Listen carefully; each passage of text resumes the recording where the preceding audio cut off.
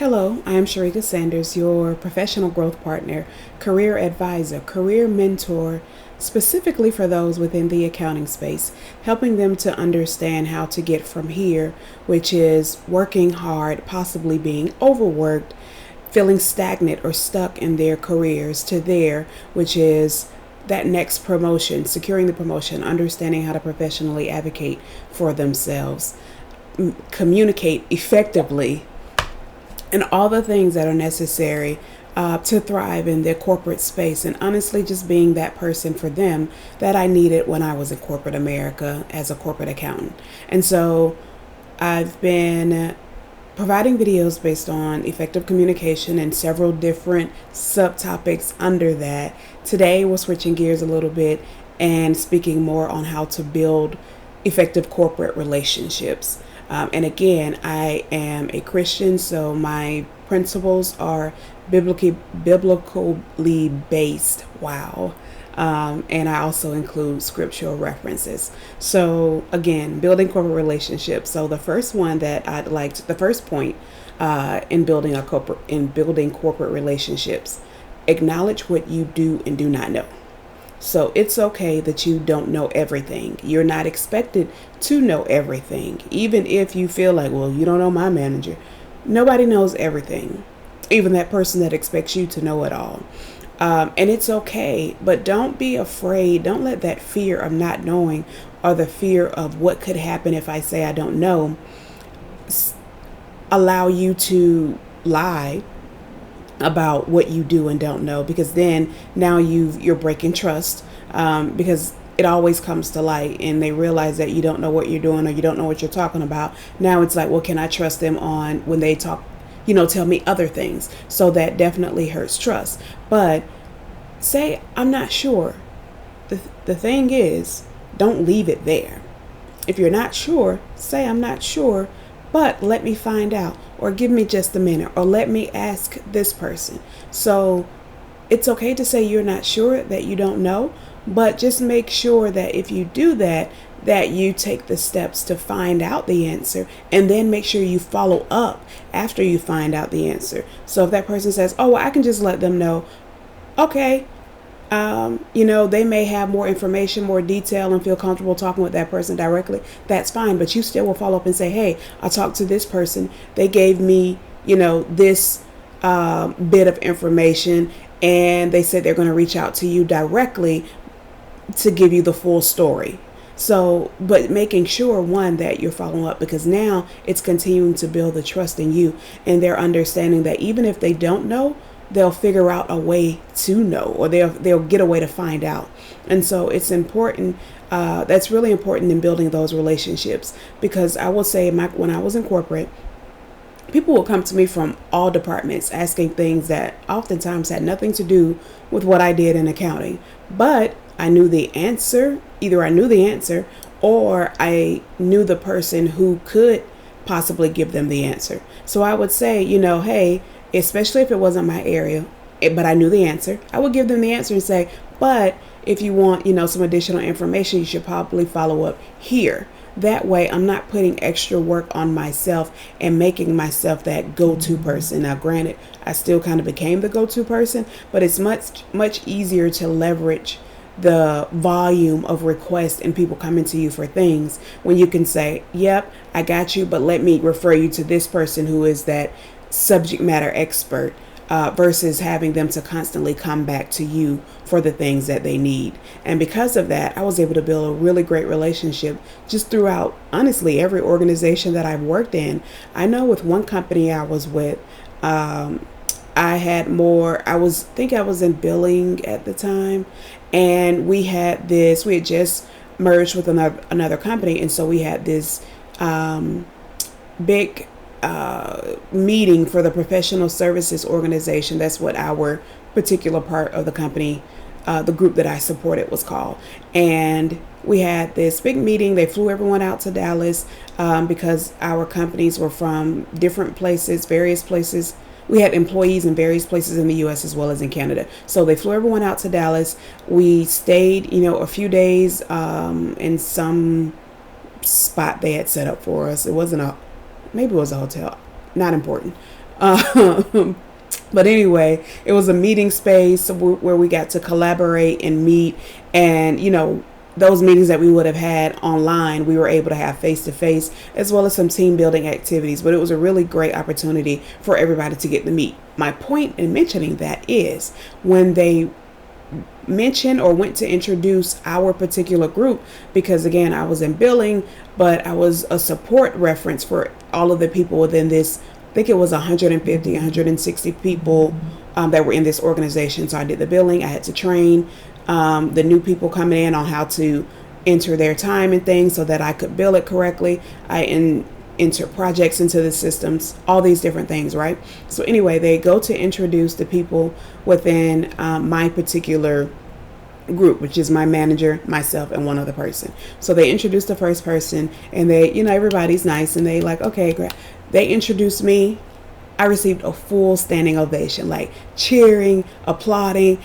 Oh my God, I couldn't wait to get here so I could meet you. All of the things you would have thought I was a celebrity. Why? Because it was my work ethic and the fact that I genuinely tried to help them. If I didn't know, hey, let me figure this out for you. Or I see you're doing this. Have you tried doing it this way? So just being that resource, being that helping hand, not being afraid to speak up.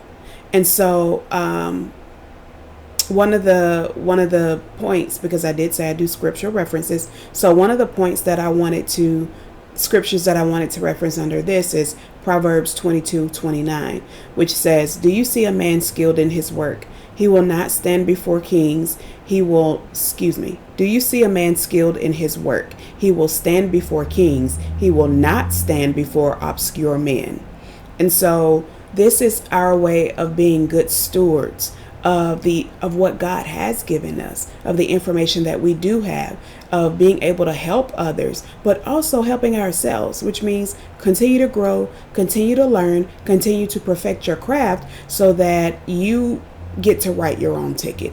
They don't tell you where you can go. You get to tell them where you want to be. And so, again, understanding that it's okay to acknowledge I'm not sure, but also make sure you're taking the deliberate steps to perfect your area of expertise, and be willing to grow, be willing to learn, be willing to raise your hand and say, you know what, I'll work on that project, because that'll give you not only some additional exposure, but also some additional learning. And in the professional space, it's all about building your resume, right? Which doesn't necessarily look like, making you a yes person to everything that someone says, but having a resume that shows, oh, I worked on this project, I helped with this, and these are all of the things I was able to accomplish. Before that person even speaks to you, they can tell that, oh, okay, this is a resource. This is a person we would love to have, because they don't mind, getting their hands dirty, so to speak. So going back through all of that under the overall topic of acknowledging what you do or do not know, that is okay, but make sure you take the deliberate steps to find out. And if that means referring them to another resource, then referring them to another resource, but follow up to say that. Don't expect, oh, they'll remember to do it, because it goes back to you, because you were the person they were originally speaking with. So say you don't know if you don't know, but make sure you take the steps to follow up. Also, perfect your craft. Take the time to, if your organization has education reimbursement, take advantage of that. If they don't, reach out to them anyway and say, I would love to take this course. I think it will help us, the organization, right, in this particular way. And would the company be willing to pay for it? And all they can say is no. But if you think they will say no, you can maybe initiate the conversation and also say, if the company pays for it, then I'll agree, to use the information that I learned to teach the rest of the team. Or, I'll sign something because this is some valuable information. I would sign something saying, that I'm committed to staying with the company for X amount of time after I complete this certification or whatever it is. So just because your company doesn't offer something doesn't mean that you don't have that option, that option doesn't exist for you. When things don't exist for you, that's your opportunity to create those opportunities for yourself. So again, make the deliberate steps to perfect your craft. And then, which also falls into make sure that you're willing to grow, make sure that you're willing to step up, step in, help others out when necessary. Because oftentimes it's not the person with all of the knowledge and experience that gets the job, that gets the opportunities.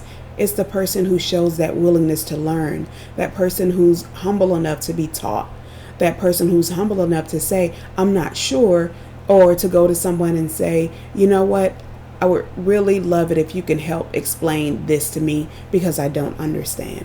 Those are the people who others like working with. And so therefore they're willing to give them additional opportunities. And so another quick story under that one. So years ago, I was working with actually the same company that I just gave the other story about. And so working with them, and no, actually, this is the company I was working with before I went to that company. So even better. So I was working with company A. So we'll call that company B. So I was working with company A, right? And billing, doing revenue, accounting, billing, pretty much some of the same things that I was doing with the other place, supporting professional services. And there was a lady who sat in a cube next behind me. And she and I would speak, say good morning, all of those things. We were very cordial with each other, but we weren't like friends. We didn't know each other that well. And so she ended up leaving the company shortly after I started. Fine, great. Nope, that's what people do. So maybe about 2 to 3 months after she left the company, she called me. So number one, completely shocked and surprised because I didn't know you left the company. I figured you probably didn't even remember my name, much less have my number, which she didn't. She reached out to somebody else until she got it. But she called and she's like, hey, this company that I'm with, we really need someone like you. I see how you work. I see how you move. I really like it. And if you're interested, I would love to, refer you over to them. Send me your resume and, we'll see where it goes. And I was like, wow. Like I said, I knew you knew my name, but you left. And so at that point, you don't know me anymore. Because again, it's not like it was a friend of mine, she eventually became a great friend of mine, but somebody that I hung out with, went to lunch with, any of those things. It was just a lady that I sat next to, but she saw the way that I worked. She saw my work ethic. She saw how I communicated with others and referred me to that role, which is the role that I not only got the role, but the one where they gave me the whole standing applause and all of that. And I was with that company for almost 6 years, I believe it was, before I left. So, again, people look at how you move. When you can think that, oh, nobody's watching, nobody's paying attention. Somebody's always watching. And it doesn't necessarily have to be upper management. So don't think you can treat the people on your level, your peers, any kind of way, as long as you're nice in front of management, because that doesn't work either. Number one, word travels and they will find out. But also, and like in my situation, it was a peer who recommended me for that next role, which is where my career progression started, honestly. I was with that company that she referred me to, I think maybe 7 or 8 months before they just out of the blue gave me an increase in my pay and title and all of those things. So, always be mindful of those things. So again, I know we started off with the overall theme of acknowledge what you do not know, but acknowledge what you don't know. Be comfortable in that. Make the necessary steps to perfect your craft. Make sure that you're willing to grow, and it will definitely work out for you in the end. And so I have three bullet points under this topic. I don't want the video to be too long, so I'm going to stop with this first one because I feel like there were a lot of nuggets in that one, and I want to give you time to soak it in and replay if you need to. And of course, send me comments, ask questions. I'm more than happy to help. But follow up on the next video where I will provide the next 2 points under building effective corporate relationships. All right, see you soon.